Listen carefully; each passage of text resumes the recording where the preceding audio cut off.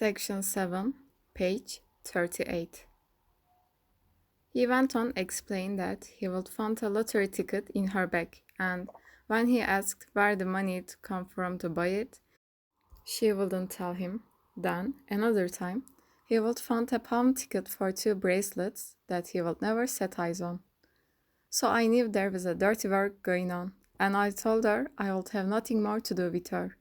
But first, I gave her a good hiding, and I told her some home truths.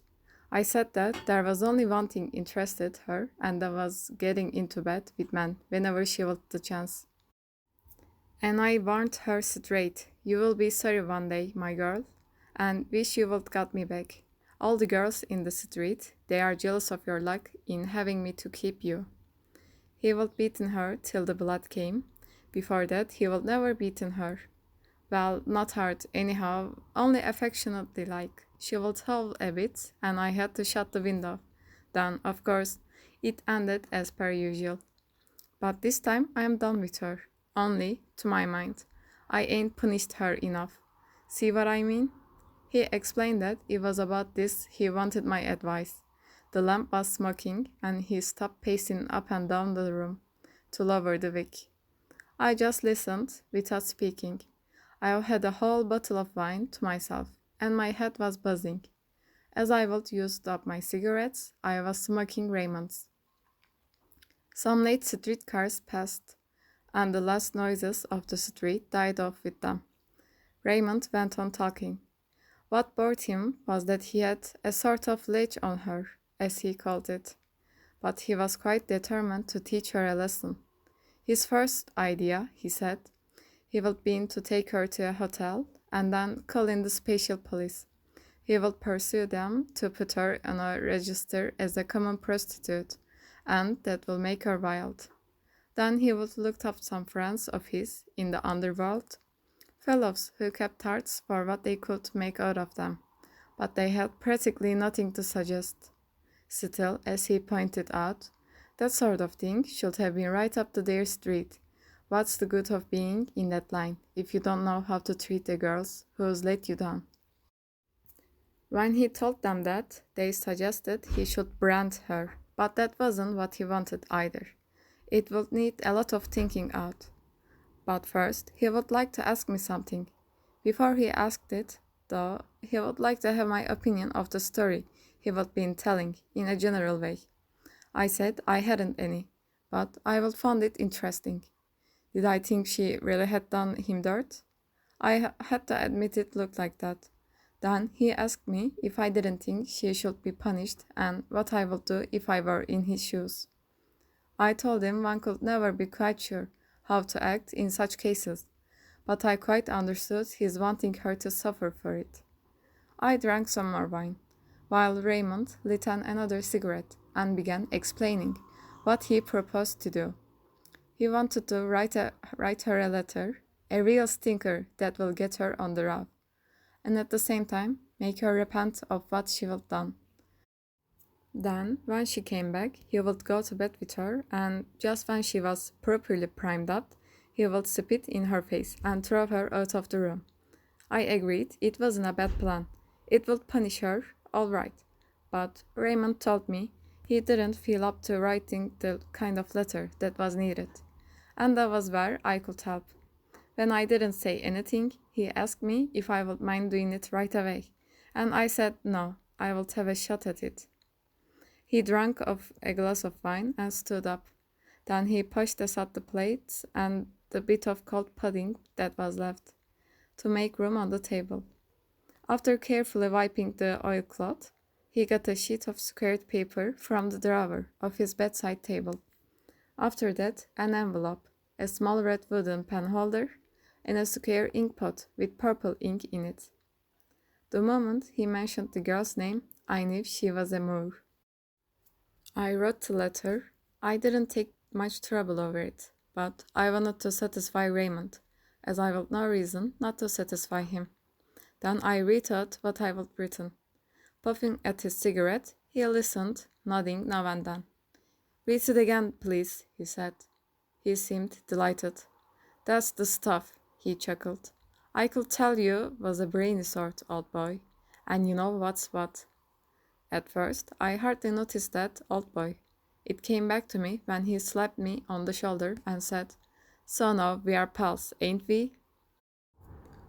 I kept silence and he said it again. I didn't care one way or the other, but as he seemed so set on it, I nodded and said yes. He put the letter into the envelope and we finished off the wine. Then both of us smoked for some minutes, without speaking. The street was quite quiet, except when now and again a car passed. Finally, I remarked that it was getting late, and Raymond agreed. "Time's gone mighty fast this evening," he added. And in a way that was true. I wanted to be in bed, only it was such an effort making a move. I must have looked tired, for Raymond said to me, "You mustn't let things get you down." At first, I didn't catch his meaning. Then he explained that he had heard of my mother's death. Anyhow, he said, there was something bound to happen one day or another. I appreciated that and told him so. When I rose, Raymond shook hands very warmly, remarking that men always understood each other. After closing the door behind me, I lingered for some moments on the landing. The whole building was as quiet as a grave. A dank, dark smell rising from the well hole of the stairs. I could hear nothing but the blood throbbing in my ears, and for a while I stood still, listening to it. Then the dog began to moan in old Salamano's room, and through the sleep-bound house the little plaintive sound rose slowly, like a flower growing out of the silence and darkness. I had a busy time in the office throughout the week. Raymond dropped in once to tell me he would send off the letter. I went to the pictures twice with Emmanuel, who doesn't always understand what's happening on the screen and asks me to explain it. Yesterday was Sunday, and Mary came as we would arranged. She had a very pretty dress, with red and white stripes, and leather sandals, and I couldn't take my eyes off her. One could see the outline of her firm little breasts, and her sun-tanned face was like a velvety brown flower. We took the bus and went to a beach I know, some miles out of Algiers. It's just a strip of sand between two rocky spurs, with a line of rushes at the back, along the tide line. At 4 o'clock, the sun wasn't too hot, but the water was pleasantly tepid, and small, languid ripples were creeping up the sand. Mary taught me a new game.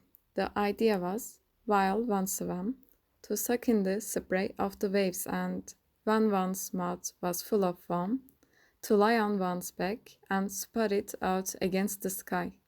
It made a sort of fruity haze that melted into the air or fell back in a warm shower on one's cheeks.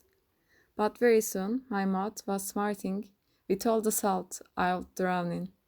Then Mary came up and hugged me in the water, and pressed her mouth to mine.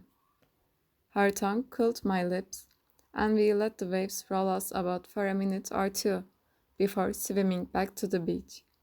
When we had finished dressing, Mary looked hard at me. Her eyes were sparkling. I kissed her. After that, neither of us spoke for quite a while. I pressed her to my side as we scrambled up the foreshore. Both of us were in a hurry to catch the bus, get back to my place, and tumble on the bed. I would left my window open, and it was pleasant to feel the cool night air flowing over our sunburned bodies. Mary said she was free next morning, so I proposed she should have lunch with me. She agreed, and I went down to buy some meat.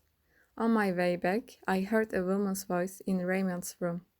A little later, old Salamano started grumbling at his dog, and presently there was a sound of boots and puffs on the wooden stairs. Then, "Filthy brute, get on, you cur!" And the two of them went out into the street.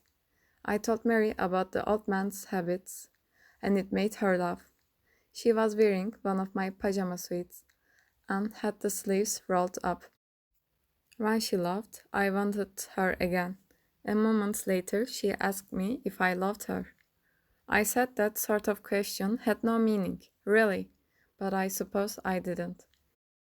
She looked sad for a bit, but when we were getting our lunch ready, she brightened up and started laughing. And when she laughs, I always want to kiss her. It was just then that the row started in Raymond's room. First, we had a woman saying something in a high pitched voice. Then Raymond bawling at her. You let me down, you witch. I will learn you to let me down. There came some thoughts, and then a piercing scream. It made one's blood run cold. And in a moment there was some crowd of people on the landing. Mary and I went out to see.